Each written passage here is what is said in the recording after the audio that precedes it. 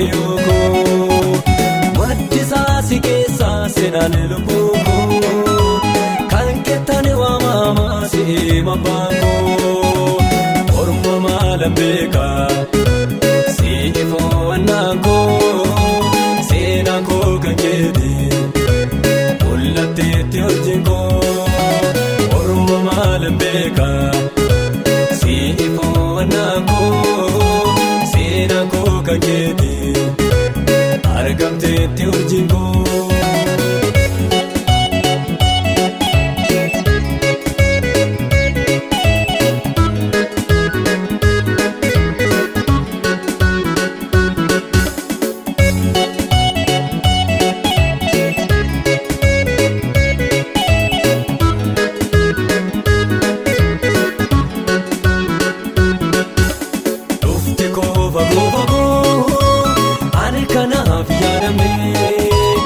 Argoosa ajaa'ibaa inni gurra kenne guyyaan koo olmaa gaarii galgalee koo miidhagaa harka keerra tolgatee lalee sana margaa dhufte koo fagoo ani kanaaf yaadamne argoosa ajaa'ibaa inni gurra kenne. Guyyaan koo olmaa gaarii galgalee koo miidhagaa harka keerra tolgatee lalee sana margaa.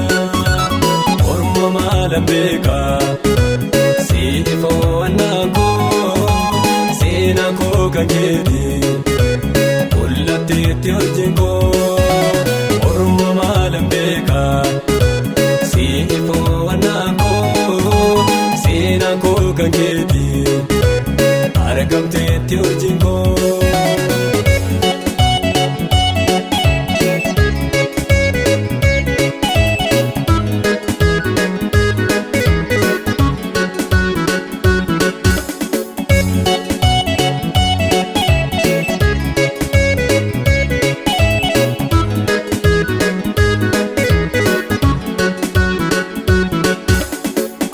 Seeni amaaranii inni yaalaa uumakumaa keessa koo nagaa qabaa abdii koo namaa itti foofa kaayoo koo nan jira danuu beekaa galma ga'a fedhii koo nani lakkaa sadarkaa.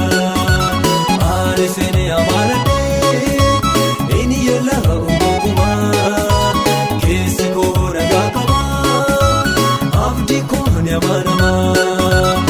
Itti foofa kaayoo koo nan jira danuu beekaa galma ga'a fedhii koo nani lakkaa sadarkaa. Maddisaa si keessaa seenaan lubbuu koo. Kan keettani waamamaa kan waaqayyoo koo. Maddisaa si keessaa seenaan lubbuu koo. Kan keettani waamamaa si mabbaan koo.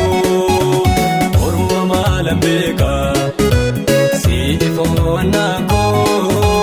Seenaan koo kan keeti mul'atteetti hojiin koo.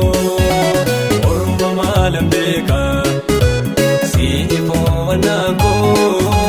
Seenaan koo kan keeti argamteetti.